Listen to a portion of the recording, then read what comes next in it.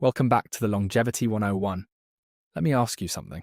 When you look at your parents, or maybe your grandparents, and you watch them slow down, forget things, get tired faster, struggle to climb stairs, rely on a dozen different medications just to get through the day, do you ever catch yourself thinking, is that going to be me? I get it. I hear this from patients all the time. They sit across from me and they say, Doc, my mum had heart disease. My dad had Alzheimer's. It's in my genes. What can I even do? And here's the thing, I used to think that way too. Early in my medical training, we were essentially taught that aging is a one-way road. You're born, you peak somewhere in your 20s, and then it's a slow, steady decline until your body just gives out. But I'm here today to tell you that is not the whole story.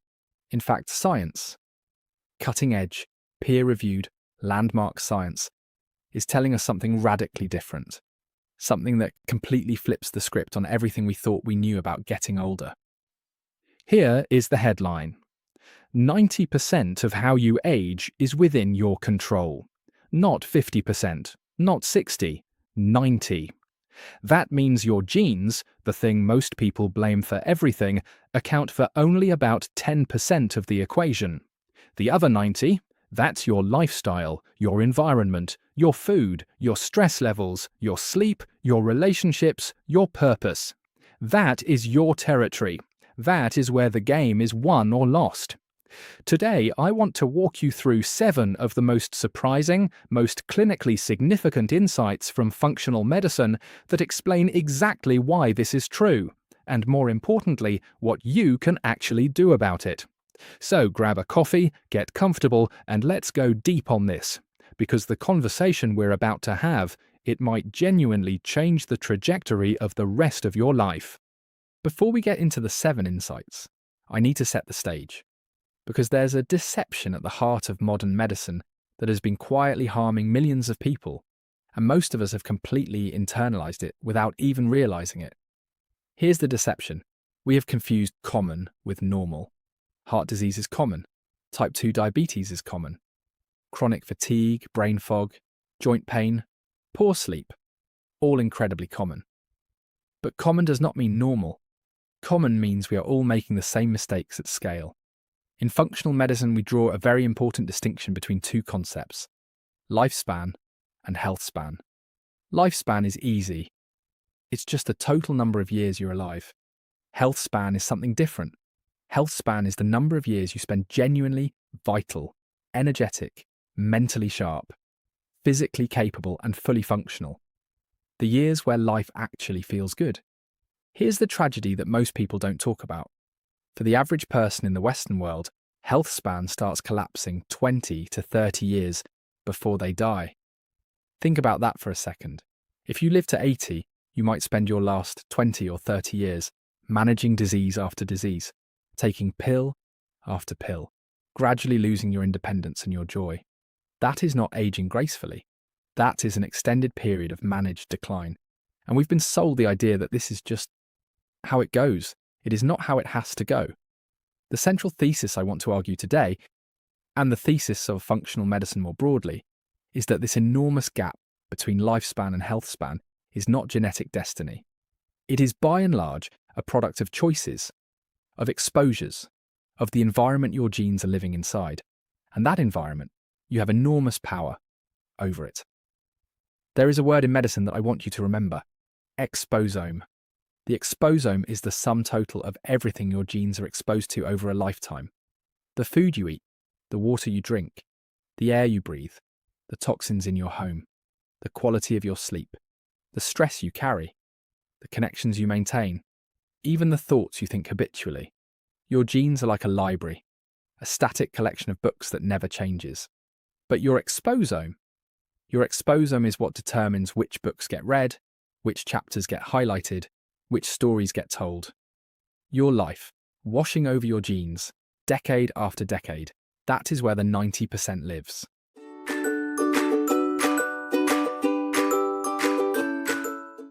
Let's talk about the single most powerful paradigm shift in longevity science.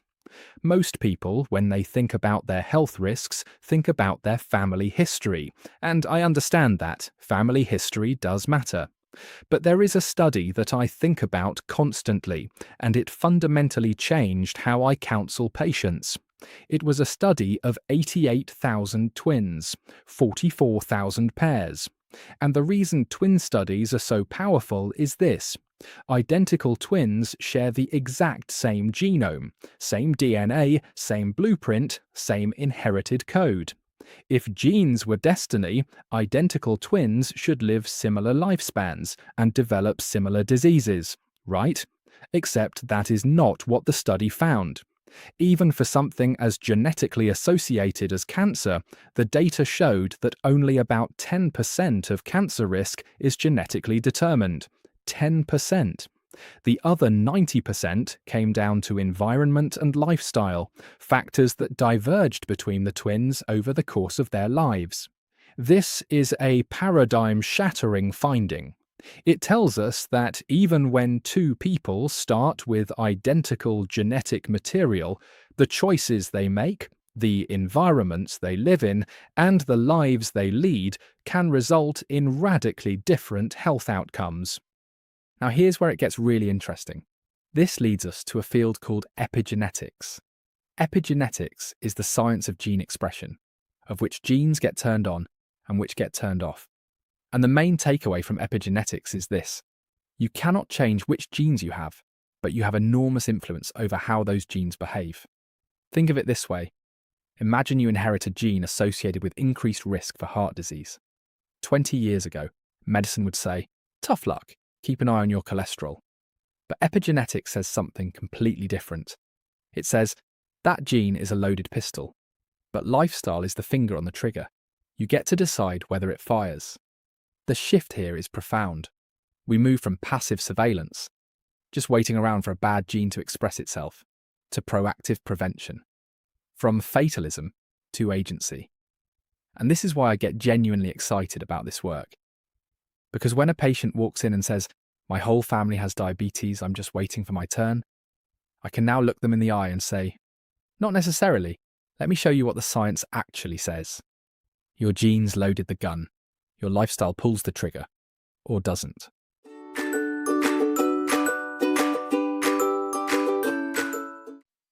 Okay, I want to introduce you to one of the most fascinating and honestly a little terrifying concepts in modern biology. Zombie cells. I'm not being dramatic. That is actually the colloquial term scientists and clinicians use for what are technically called senescent cells. Here's what happens as we age. Every cell in your body has a life cycle. It's born, it does its job, it divides, and eventually it gets old. Normal, healthy aging would have that old cell undergo a process called apoptosis, programmed cell death. It essentially self-destructs in a controlled way. Its components get recycled and the body moves on. But in some cells, something goes wrong.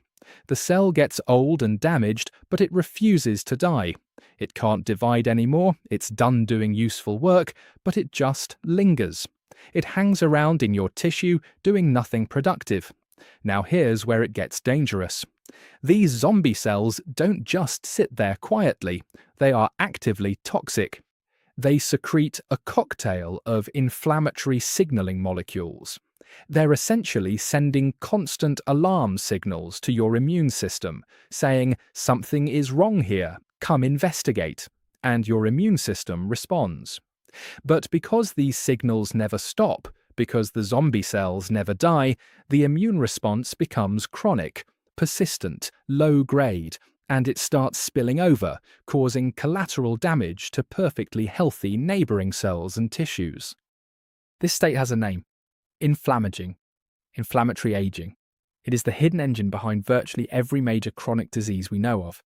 Heart disease, type 2 diabetes, Alzheimer's, even many cancers. All of them have chronic, low-grade inflammation as a root driver. And this is where I want to make a really important clinical point. We've been conditioned to accept this as a normal part of getting older. Oh, you're just getting old. A little inflammation is to be expected. That is wrong. It is not normal aging. It is abnormal aging.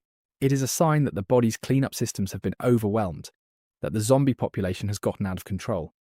Here's the hopeful part of this story.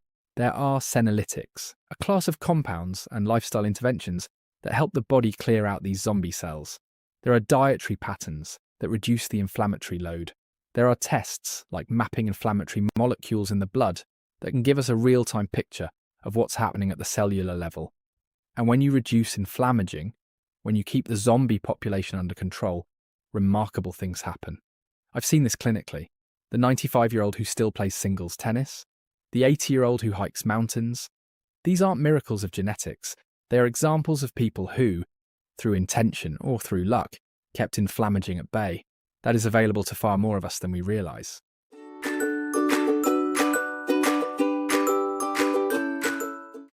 I want to share a statistic with you that stopped me cold the first time I really let it sink in. Only 12% of Americans are metabolically healthy. 12%. That means 88% of the population, the vast majority of people you know, the people in your family, your workplace, your community, are suffering from some degree of metabolic dysfunction. Now, when I say metabolic dysfunction, I don't just mean people who are overweight or have a diabetes diagnosis. I mean people whose blood sugar regulation is off, whose insulin is chronically elevated, whose inflammatory markers are creeping up, whose lipid profiles are moving in the wrong direction, even if they don't know it yet, and even if they look fine on the outside. Which brings me to one of the most important clinical concepts I want you to understand today. TOFI. Thin on the outside, fat on the inside. I see these patients regularly. They come in, they're a normal weight, maybe even slightly thin. Their BMI looks fine, their doctor has told them they're healthy. But when we do a deeper dive, when we look at visceral fat, inflammatory markers, insulin response, liver enzymes, what we find is the internal biology of someone who is clinically obese, metabolically speaking.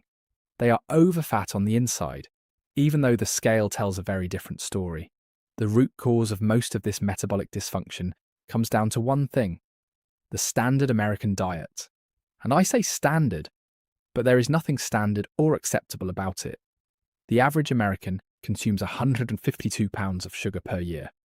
152 pounds. And 133 pounds of flour, which, metabolically speaking, behaves almost identically to sugar in your body.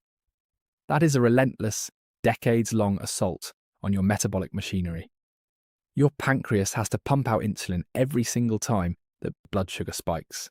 And over time, the cells stop listening.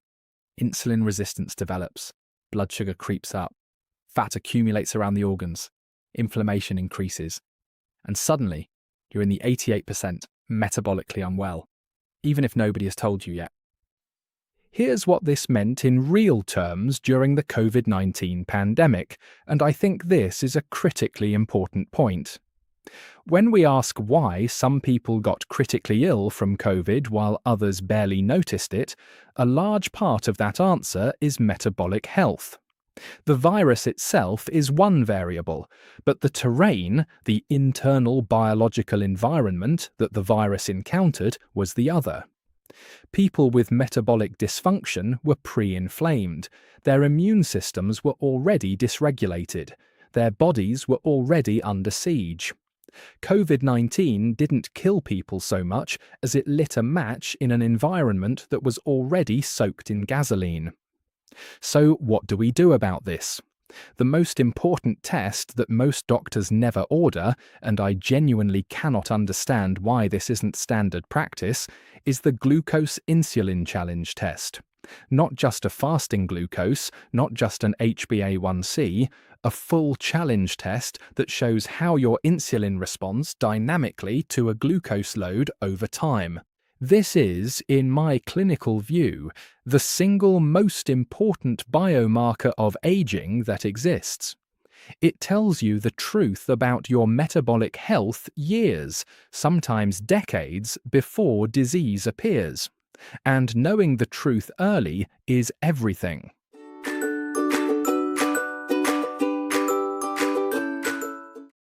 I want to talk about something that is dramatically underappreciated in mainstream medicine: muscle. We tend to think of muscle as a vanity issue, something you build for aesthetics or athletic performance. But I want to completely reframe that for you, because clinically, muscle is one of the most important longevity organs you have. As we age, there is a natural process called sarcopenia, the progressive loss of muscle mass and function. And most people just accept this. Getting older means getting weaker. But the consequences of sarcopenia go so far beyond physical weakness that it's almost hard to overstate. Muscle is not just tissue that moves your bones. It is an active endocrine organ. It produces hormones. It regulates insulin sensitivity, meaning the more functional muscle mass you have, the better your body handles blood sugar. Because muscle tissue is one of the primary consumers of glucose in the body. Healthy muscle helps keep cortisol in check.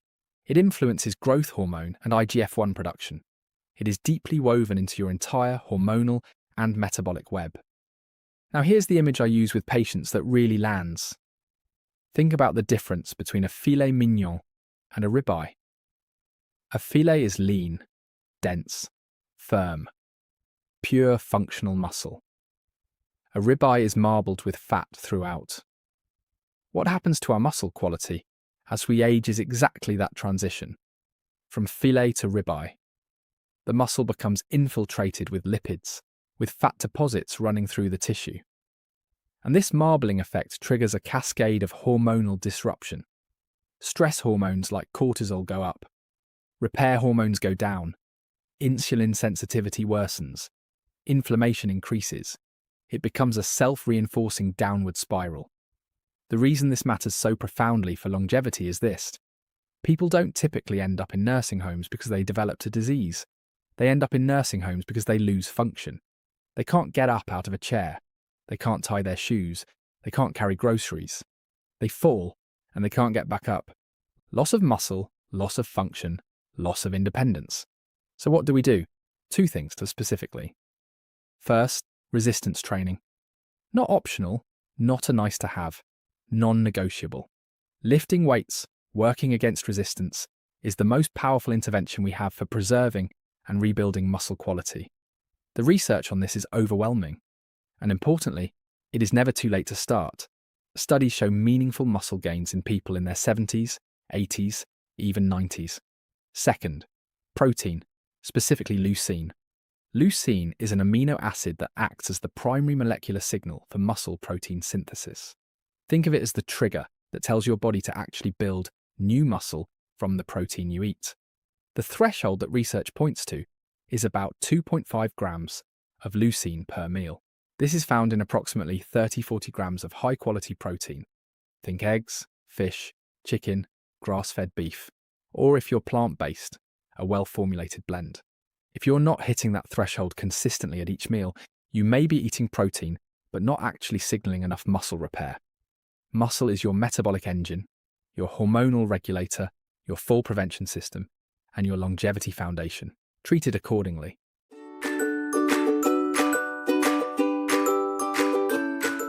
I love the metaphor of the symphony for the endocrine system because it captures exactly what's going on. Your hormones don't work in isolation. They are a deeply interconnected network, each one affecting and being affected by all the others.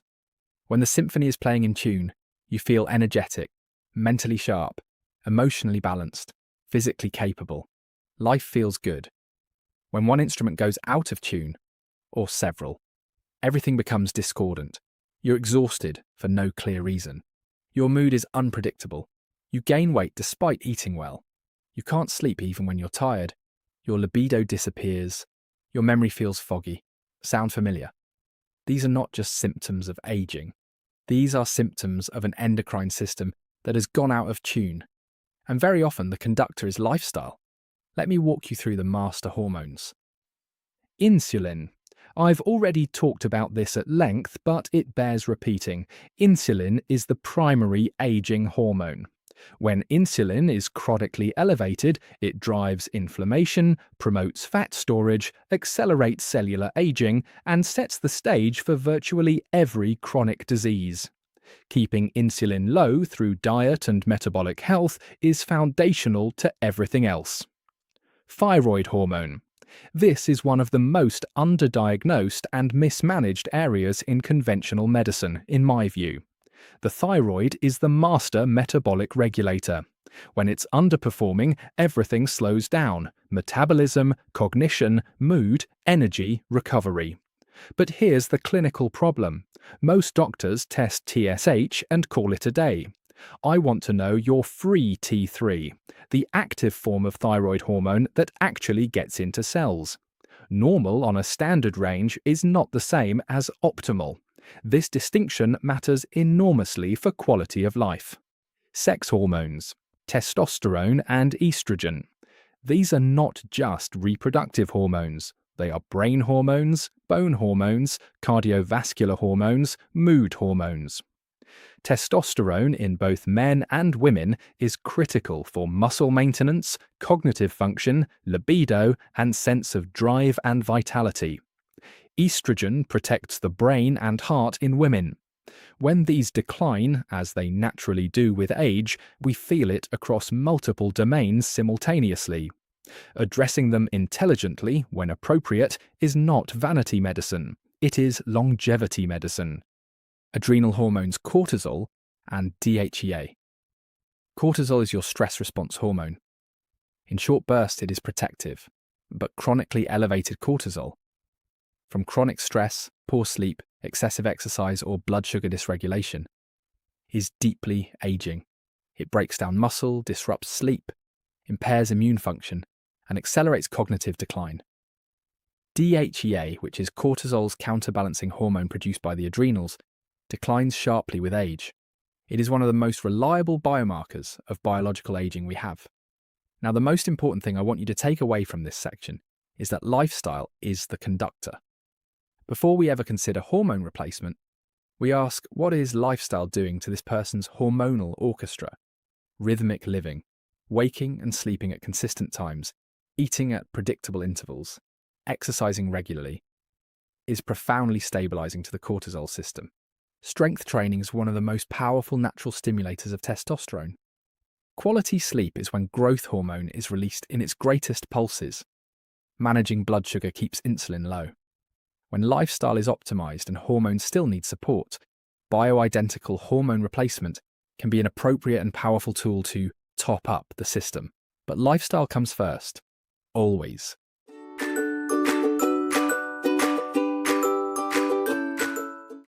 Here is something that took me years of medical education and clinical practice to fully appreciate. And when it clicked, it completely transformed how I practice medicine. Heart disease, type 2 diabetes, Alzheimer's disease, many cancers, autoimmune conditions, non-alcoholic fatty liver disease. Conventional medicine treats all of these as entirely separate conditions. Different specialists, different departments, different drugs, different protocols. But functional medicine proposes something different. We call it the unified theory of chronic disease. The premise is this: these diseases are not separate problems with separate causes. They are downstream consequences of the same set of upstream biological imbalances, chief among them, insulin resistance. When you have chronically elevated insulin, you get inflammation. That inflammation damages blood vessel walls, heart disease. That same inflammation disrupts insulin signaling in the brain. Alzheimer's, which some researchers now call type 3 diabetes. That inflammation promotes cellular abnormalities. Cancer. The conditions look different on the surface, but the biological terrain that allowed them to develop is often the same. This realization is liberating because it means that the intervention doesn't have to be disease-specific. You don't need a separate strategy for preventing heart disease and dementia and diabetes. You need to address the root, the insulin resistance, the inflammation, the metabolic dysfunction. And the most powerful dietary approach I've found for this, one that synthesizes the best evidence from both paleo and vegan dietary philosophy, is what we call the Pegan diet. The Pegan approach is plant-rich. The vast majority of your plate is vegetables across a wide spectrum of colors and types. Lower carbohydrate, specifically lower in refined carbs and added sugars that drive insulin spikes. High in healthy fats from avocados, olive oil, nuts, seeds, and wild-caught fish. focused on protective compounds. This is where the research gets really exciting. Let me highlight three of the most important in there. Sulforaphane, found in cruciferous vegetables like broccoli and Brussels sprouts. It is one of the most potent activators of the NRF2 pathway, the master regulator of cellular antioxidant defense. It also has remarkable properties against senescent cells, against cancer, and against brain inflammation. Resveratrol, found in grapes, red wine, and berries. It activates a class of proteins called sirtuins, sometimes called the longevity genes, that regulate DNA repair and cellular aging.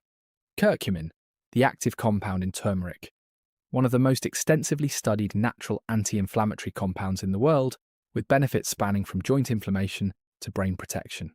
I want to share a clinical story that illustrates the power of this approach better than any study abstract ever could. I had a patient, let's call her Janice. She was 66 years old, BMI of 43. She came to me with what looked like end-stage everything: heart failure, uncontrolled type 2 diabetes requiring insulin, severely compromised kidney function, liver dysfunction. By conventional medicine standards, we were managing her decline. I worked with Janice to aggressively overhaul her exposome. We changed her diet to a clean, Pegan-aligned approach. We addressed her sleep, her stress, her gut health, her inflammation systematically. Within 3 days, she was off insulin. Within 3 months, her heart failure had reversed. Now I know how that sounds. I know it sounds almost impossible. But here is what that story teaches. The body is a regenerative system. It is not a machine that simply wears out. Given the right inputs, remove the toxins, provide the nutrients, reduce the inflammation, it has a remarkable capacity to heal, to literally age backwards. Janice's story is not a miracle. It is biology doing what biology is designed to do when we finally stop obstructing it.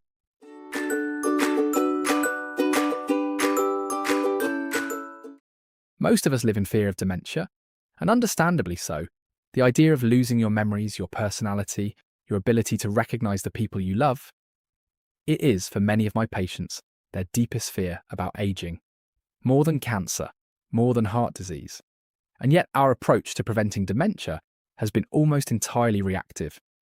We wait for symptoms, we wait for a diagnosis, and then we say, well, let's try this medication and see if we can slow it down a bit. I want to propose a completely different paradigm, the cognoscopy. You're familiar with a colonoscopy, right? A colonoscopy looks for a tumour that already exists. It's a reactive test. But imagine a test that looks at the biological terrain, the internal environment of your colon, to ensure that a tumour never has a place to land in the first place. That's the concept behind the cognoscopy. We look at the cognitive terrain, the biological environment of your brain, and we map the dementogens, the factors that are actively creating the conditions for cognitive decline. What are the dementogens? Heavy metals, specifically mercury and lead. Mercury from fish, dental amalgams, and environmental exposure. Lead from old water pipes, paint, and soil. Both are profoundly neurotoxic. Both bioaccumulate. And because they accumulate gradually, the damage happens silently for years before symptoms appear. Mold and mycotoxins. This is a significantly underappreciated area. Mold exposure, particularly from water-damaged buildings, produces toxins that cross the blood-brain barrier and drive neuroinflammation. Many patients I've seen with mysterious cognitive symptoms had mold as a significant contributing factor. Gluten and gut dysbiosis. In susceptible individuals, gluten triggers intestinal permeability, what's commonly called leaky gut. When the gut wall is compromised, bacterial toxins and partially digested proteins enter the bloodstream, reach the brain, and drive inflammation. The gut-brain connection is one of the most active areas in neuroscience right now, and the findings are consistently reinforcing what functional medicine has been saying for years. Vascular factors. The quality of blood flow to the brain. This is where advanced lipid testing becomes important. I don't just want to know your total cholesterol. I want to know the particle number, the particle size, the oxidized LDL, the LPA. These require tests like NMR, nuclear magnetic resonance lipid profiling, or cardio IQ. These tests give us information about cardiovascular and cerebrovascular risk that standard lipid panels completely miss. Nutritional deficiencies, particularly B12, folate, and homocysteine. Elevated homocysteine is one of the most well-established, most overlooked risk factors for brain atrophy and cognitive decline. It is completely treatable with targeted B vitamin therapy, and yet most patients with elevated homocysteine have never been told about it. And then there are what I call the psychological dementogens. And this is where I want to be very direct, because I think this is the most underappreciated dimension of brain health. Loneliness is not just an emotional state, it is a physiological one. Chronic loneliness elevates cortisol, increases inflammation, disrupts sleep, and, critically, is associated with significantly accelerated cognitive decline. Research has shown that loneliness is a greater risk factor for early death than smoking 15 cigarettes a day, greater than obesity, greater than physical inactivity. And what about purpose? Having a reason to get up in the morning, what the Japanese call ikigai, is profoundly protective for the aging brain. People with strong sense of purpose live longer, maintain cognitive function longer, and have lower rates of depression and anxiety. Purpose is medicine. Now, I want to say something important about the word dementia itself. It is not a diagnosis, it is a description. It literally just means memory loss. It tells us nothing about why the memory loss is happening. There is no single disease called dementia. There are dementorias, plural, each with different root causes, different biological drivers, different appropriate interventions. To say someone has dementia and leave it at that is to give up on finding the cause. And in functional medicine, we believe there is almost always a cause to find, and very often something meaningful to do about it. Don't forget to hit that subscribe button and join the journey. I want to leave you with one final idea. Train for the Centenarian Olympics. Ask yourself this: what do you want your life to look like at 90? Not just alive, but strong, active, independent, and fulfilled. Maybe that means traveling, hiking, playing with your great-grandchildren, or still doing work you love. Whatever that vision is, you should start training for it today. Your body is designed to adapt and repair. Strategic stressors like exercise, sauna, and cold exposure activate powerful survival and repair pathways that help keep you biologically younger. Your body is not simply wearing out, it responds to how you live. And the science is clear. Much of aging is within your control. Your genes may begin the story, but your daily choices shape the rest. You influence how your mitochondria function, whether your muscles stay strong, whether your brain stays sharp, and how well your body ages over time. Yes, medicine can help. If this resonated with you, if even one idea from today shifted something in how you think about your health, please share this with someone you care about. This is exactly the kind of information that needs to spread. Not fear, not doom and gloom, but agency. The understanding that you have more power over your biology than anyone ever told you. Hit subscribe if you're not already. We go deep on functional medicine, longevity science, and practical tools for extending health span every week. And drop a comment below. What was the most surprising insight for you today? Was it the zombie cells, the 12% statistic, the cognoscopy? I read every comment, and your responses genuinely shape the content I make next. Until next time, take care of your biology, because it's the only one you've got.